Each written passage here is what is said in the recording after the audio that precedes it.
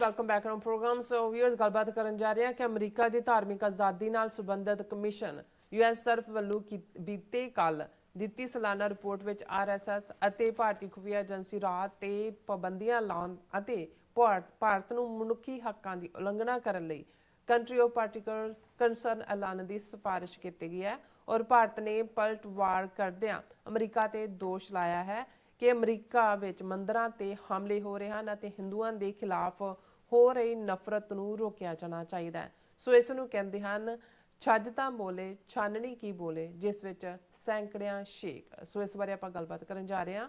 ਸੋ ਅਸੀਂ ਚਾਹਾਂਗੇ ਕਿ ਤੁਸੀਂ ਇਸੇ ਤਰ੍ਹਾਂ ਬੜੇ ਰਹਿਣਾ, ਦੇਖਣ ਸੁਣਨ ਲਈ ਐਂਡ ਲਿਖਣ ਲਈ ਤੁਹਾਡਾ ਸਭ ਦਾ ਬਹੁਤ ਬਹੁਤ ਧੰਨਵਾਦ ਜੀ। ਡਾਕਟਰ ਸਾਹਿਬ, ਕੀ ਕਹਿਣਾ ਚਾਹੋਗੇ? ਦੇਖੋ, ਬੀਤੇ ਕੱਲ United States commission on international religious freedom ਵੱਲੋਂ ਜਿਹੜੀ ਸਾਲਾਨਾ ਰਿਪੋਰਟ ਭਾਰਤ ਪ੍ਰਤੀ ਜਿਹੜੀ ਰਿਲੀਜੀਅਸ ਫਰੀडम ਦਾ ਕੀ ਹਾਲ ਹੈ ਜਾਰੀ ਕੀਤੀ ਗਈ।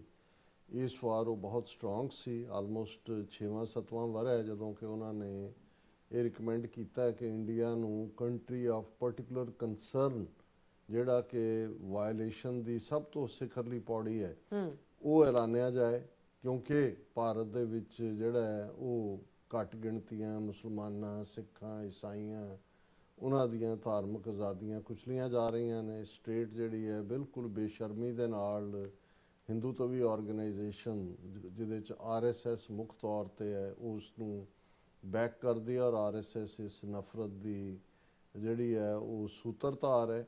ਫਿਰ ਰਾਹ ਦਾ ਜ਼ਿਕਰ ਹੈ ਕਿ ਭਾਈ ਭਾਰਤ ਦੀ ਖੁਫੀਆ agency research and analysis wing ਉਹ ਟਰਾਂਸਨੈਸ਼ਨਲ ਰਿਪਰੈਸ਼ਨ ਔਰ ਦੂਸਰਿਆਂ ਲਈ ਜ਼ਿੰਮੇਵਾਰ ਹੈ।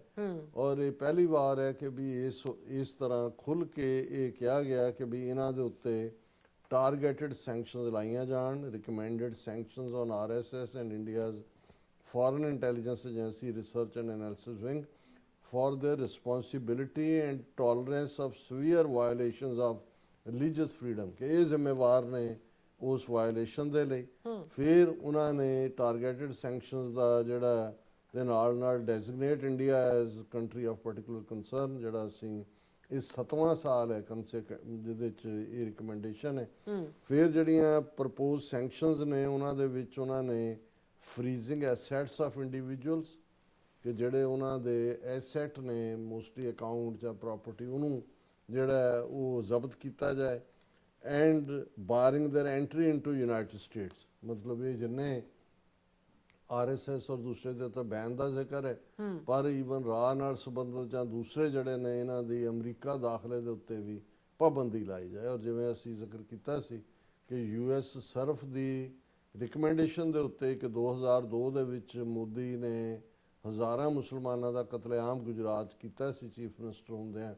ਇਸ ਲਈ ਮੋਦੀ ਦੇ ਉੱਤੇ ਯੂਐਸ ਸਰਫ ਦੀ ਰਿਪੋਰਟ 'ਤੇ ਹੀ ਆਧਾਰਿਤ ਆਲਮੋਸਟ 12 ਸਾਲ ਪਾਬੰਦੀ ਰਹੀ। 2014 'ਚ ਜਦੋਂ ਪ੍ਰਾਈਮ ਮਿਨਿਸਟਰ ਬਣਿਆ ਤੇ ਫਿਰ ਜਿਹੜਾ ਉਹਨੂੰ ਜਿਹੜਾ ਉਹ ਖੁੱਲ੍ਹ ਮਿਲੀ ਕਿ ਵੀ ਉਹ ਆ ਸਕਦਾ।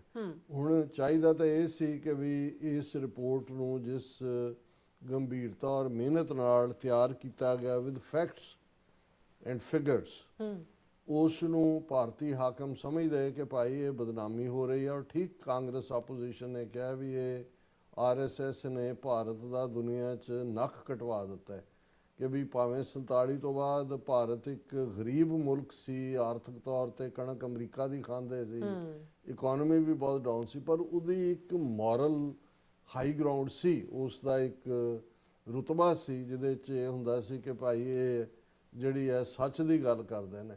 ਇਹਦੇ 'ਚ ਕੋਈ ਦੋ ਰਾਵਾਂ ਨਹੀਂ ਨੇ ਕਿ ਵੀ ਇਹਨਾਂ ਨੇ ਤਾਂ ਬਿਲਕੁਲ ਹੀ ਇਹ ਐਜ਼ ਏ ਰੋਗ ਸਟੇਟ, ਟਰਾਂਸਨੈਸ਼ਨਲ ਰਿਪਰੈਸ਼ਨ, ਵਾਇਲੇਟਰ, ਡੈਮੋਕ੍ਰੇਸੀ ਦੇ ਨਾਂ ਥੱਲੇ ਕਲੰਕ, ਇਹ ਸਾਰਾ ਪਾਰਟ ਹੈ। ਲੇਕਿਨ ਇਸ ਨੂੰ ਉਹਨਾਂ ਨੇ ਇੰਪਰੂਵ ਕਰਨ ਦੀ ਰਿਪੋਰਟ ਦਾ ਤਾਂ ਮਤਲਬ ਇਹ ਹੁੰਦਾ ਵੀ ਉਹਨਾਂ ਨੂੰ ਵੀ ਪਤਾ ਲੱਗ ਜਾਏ ਮੁਲਕ ਨੂੰ ਜੋ ਤੁਸੀਂ ਕਰ ਰਹੇ ਹੋ ਅਮਰੀਕਾ ਦੇ ਲਾ ਮੇਕਰਸ ਦੇ ਸਾਹਮਣੇ ਹੈ।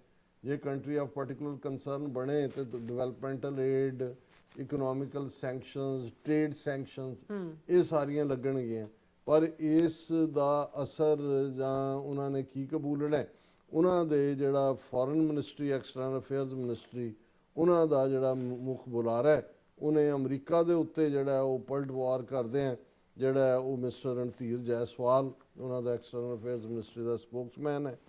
ਉਹਦੇ 'ਚ ਉਹਨਾਂ ਨੇ ਕਿਹਾ ਕਿ ਬਈ for several years now the US SURF has persisted in presenting a distorted and selective picture for India, relying on questionable sources and ideological narratives rather than objective facts. ਕਈ ਸਾਲਾਂ ਤੋਂ ਇਹ US SURF ਝੂਠੇ narrative ਤੇ based ਜਿਹੜੀਆਂ source ਦੇ ਉੱਤੇ ਸਵਾਲੀਆ ਨਿਸ਼ਾਨ ਲੱਗਦਾ ਉਹਨਾਂ ਦੇ ਬੇਸਡ ਰਿਪੋਰਟਾਂ ਦੇ ਰਿਹਾ ਹੈ। Such repeated misrepresentation only undermines the credibility of the commission itself. ਕਿ ਇਹਦੇ ਨਾਲ ਤਾਂ ਕਮਿਸ਼ਨ ਦੀ ਆਪਣੀ ਜਿਹੜੀ ਕ੍ਰੈਡੀਬਿਲਟੀ ਆ ਉਹ ਜਾਂਦੀ ਲੱਗੀ ਹੈ। ਔਰ ਇਹ ਜਿਹੜਾ ਉਹਨੇ ਲੇਟੈਸਟ ਰਿਪੋਰਟ ਦੇ ਵਿੱਚ ਟਾਰਗੇਟਡ ਸੈਂਕਸ਼ਨਸ ਦੀ ਗੱਲ ਕੀਤੀ ਹੈ ਰਾਹ ਦੇ ਖਿਲਾਫ ਔਰ RSS ਦੇ ਖਿਲਾਫ, ਔਰ ਕਿ ਵੀ ਇਹ ਰਿਸਪੌਂਸਿਬਲ ਨੇ ਔਰ ਇਹਨਾਂ ਦੇ ਫਰੀਜ਼ ਕੀਤੇ ਜਾਣ ਔਰ ਇਹਨਾਂ ਦੀ ਐਂਟਰੀ ਦੇ ਉੱਤੇ ਪਾਬੰਦੀ ਲਾਈ ਜਾਏ। Instead of persisting with selective criticism of India, US SURF would do well to reflect on the disturbing incidents of vandalism and attacks on Hindu temples in the United States. ਕਿ ਵੀ ਇਹ US SURF ਪਹਿਲਾਂ ਦੇਖੇ ਕਿ America ਦੇ ਵਿੱਚ ਹਿੰਦੂ ਮੰਦਰਾਂ ਦੇ ਉੱਤੇ ਹਮਲੇ, ਇਹਨਾਂ ਦੀਆਂ ਏਜੰਸੀਆਂ ਨੂੰ ਪਤਾ ਹੈ ਜਿਹੜੀਆਂ 2-3 ਘਟਨਾਵਾਂ ਤੁਸੀਂ ਕਰਵਾਈਆਂ ਖੁਦ ਅੰਦਰ ਕੈਮਰੇ ਬੰਦ ਕਰਤੇ ਜਾਂ ਕੈਮਰਿਆਂ ਆਸਟ੍ਰੇਲੀਆ 'ਚ ਸਾਹਮਣੇ ਆਇਆ ਕਿ ਮੰਦਰ ਵਾਲੇ ਹੀ ਜਿਹੜੇ ਨੇ ਖੁਦ ਕਰ ਰਹੇ ਨੇ ਔਰ ਇਹਨਾਂ ਨੂੰ ਬਹੁਤ ਚੰਗੀ ਤਰ੍ਹਾਂ ਪਤਾ ਹੈ ਕਿ ਵੀ ਤੁਸੀਂ ਕੀ ਕਰ ਰਹੇ ਹੋ। ਪਰ ਉਹ ਕਹਿ ਰਿਹਾ ਹਿੰਦੂ ਟੈਂਪਲਸ ਤੇ ਹੋ, ਫਿਰ ਇੱਥੇ ਨਹੀਂ ਰੁਕਿਆ। ਫਿਰ ਉਹਨੇ ਕਿਹਾ ਕਿ growing intolerance and intimidation of members of Indian diaspora in United States merit serious attention. ਵੀ ਤੁਸੀਂ ਟ੍ਰਾਂਸਨੈਸ਼ਨਲ ਰਿਪਰੈਸ਼ਨ ਜਿਹੜਾ ਹੈ ਉਹ ਅਮਰੀਕਾ ਕੈਨੇਡਾ ਦੇ ਸਿਟੀਜ਼ਨਸ ਦਾ ਕਰਵਾਉਣ ਤੱਕ ਗਏ ਹੋ। ਹਰਦੀਪ ਸਿੰਘ ਨਿੱਜਰ ਦਾ ਮਰਡਰ ਕੈਨੇਡਾ ਨੇ ਉਹ ਤੁਹਾਡੇ RCMP ਨੇ ਆਪਣੀ ਰਿਪੋਰਟ 'ਚ ਕਿਹਾ ਕਿ ਵੀ ਤੁਹਾਡੇ ਵੈਨਕੂਵਰ ਕੌਂਸੂਲੇਟ 'ਚ ਬੈਠਾ ਕਮਲਜੀਤ ਸਿੰਘ, ਪਵਨ ਕੁਮਾਰ, ਤੁਸੀਂ ਰੇਕੀ ਕਰਕੇ ਹਰਦੀਪ ਸਿੰਘ ਨਿੱਜਰ ਨੂੰ ਮਾਰਿਆ। ਅਮਰੀਕਾ ਦੇ ਵਿੱਚ ਇਹਨਾਂ ਦੀਆਂ ਏਜੰਸੀਆਂ ਦੀ ਮੁਸਤੈਦੀ ਨਾ ਹੁੰਦੀ ਤੇ ਗੁਰਪਤਵੰਤ ਸਿੰਘ ਪੰਨੂ ਮਰਡਰ ਪਲਾਟ ਬਿਲਕੁਲ ਉਹਨਾਂ ਨੇ ਨੇੜੇ ਲਾ ਲਿਆ ਹੋਇਆ ਸੀ, ਜਿਸ ਅੰਦਾਜ਼ 'ਚ ਨਿਖਿਲ ਗੁਪਤੇ ਦਾ ਆਪਣਾ ਕਬੂਲਨਾਮਾ ਹੈ। ਪਰ ਉਹ ਅਮਰੀਕਾ ਨੂੰ ਕਹਿ ਰਿਹਾ ਵੀ ਤੁਹਾਡੇ ਬੜੀ ਇਨਟੋਲਰੈਂਸ ਹੋ ਰਹੀ ਹੈ ਔਰ ਤੁਸੀਂ ਇੰਡੀਅਨ ਡਾਇਸਪੋਰਾ ਜਿਹੜਾ ਉਸ ਦੇ ਉੱਤੇ ਜਿਹੜਾ ਬਹੁਤ ਸਾਰੇ ਉਹ ਸਫਰ ਕਰ ਰਹੇ ਨੇ। ਦੇਰ have been several incidents of violence against individuals belonging to the Indian community in the US as well as members of Indian diaspora in the US in recent years. ਬਹੁਤ ਸਾਰੀਆਂ ਇਨਸੀਡੈਂਟਸ ਹੋ ਰਹੇ ਹਨ, ਦੱਸੋ ਜੀ ਕਿਹੜੀਆਂ ਬਹੁਤ ਸਾਰੀਆਂ ਹੋ ਰਹੀਆਂ। ਔਰ ਈਵਨ ਇਹਦੇ ਬਾਵਜੂਦ ਕਿ ਬਈ ਸਿੱਖਾਂ ਦੀ ਦਿੱਖ ਆਪਣੇ ਸਿੱਖੀ ਸਰੂਪ ਕਰਕੇ ਹੇਟ ਕ੍ਰਾਈਮ ਦਾ ਵੀ ਅਸੀਂ ਸ਼ਿਕਾਰ ਹੁੰਦੇ ਹਾਂ। ਲੇਕਿਨ ਸਾਨੂੰ ਇਸ ਸਿਸਟਮ ਦੇ ਵਿੱਚ ਪੂਰੀ ਤਰ੍ਹਾਂ ਵਿਸ਼ਵਾਸ ਹੈ, ਟਰਸਟ ਹੈ। ਜੇ ਨਿਖਿਲ ਗੁਪਤੇ ਨੂੰ ਅਮਰੀਕਨ ਅਦਾਲਤ 'ਚ ਆਪਣਾ ਕਬੂਲਨਾਮਾ ਦਾਖਲ ਕਰਨਾ ਪਿਆ ਕਿਉਂਕਿ ਸੀ ਕਿ ਅਮਰੀਕਨ ਸਿਸਟਮ 'ਚ ਆਫ ਦਾ ਹੁੱਕ ਨਹੀਂ ਸੀ ਹੋ ਸਕਦੇ। ਜਿਹੜੇ ਹੇਟ ਕ੍ਰਾਈਮ ਦੀਆਂ ਘਟਨਾਵਾਂ ਰਿਕਾਰਡ ਹੁੰਦੀਆਂ ਨੇ ਉਹ ਇਨਸਾਫ ਮਿਲਦਾ। ਤੁਹਾਡੇ ਤਾਂ 40 ਸਾਲ ਹੋ ਗਏ ਨੇ, ਨਵੰਬਰ 84, ਜੂਨ 84 ਔਰ ਜੋ ਕੁਝ ਤੁਸੀਂ ਘੱਟ ਗਿਣਤੀਆਂ ਦੇ ਨਾਲ ਮੁਸਲਮਾਨਾਂ ਨਾਲ ਈਸਾਈਆਂ ਨਾਲ ਕਰ ਰਹੇ ਹੋ, ਉਹ ਤੁਸੀਂ ਬਿਲਕੁਲ ਠੀਕ ਕਿਹਾ ਕਿ ਵੀ ਛੱਜ ਤਾਂ ਬੋਲੇ, ਛਾਨਣੀ ਕੀ ਬੋਲੇ, ਜਿਹਦੇ 'ਚ ਪਹਿਲਾਂ ਹੀ 100 ਛੇਕ ਨੇ। ਇਹ ਇਹਨਾਂ ਦੀ ਹਾਲਤ ਹੈ ਜੀ। ਰਾਜ ਸਾਹਿਬ ਤੁਹਾਡਾ ਬਹੁਤ ਬਹੁਤ ਸ਼ੁਕਰੀਆ। ਸੋ ਥੈਲਨ ਬ੍ਰੇਕ ਵਿਊਅਰਸ ਤੁਸੀਂ ਕਿਤੇ ਨਹੀਂ ਜਾਣਾ, ਮਿਲਦੇ ਆ ਆਫਟਰ ਦਿਸ ਸ਼ਾਰਟ ਬ੍ਰੇਕ।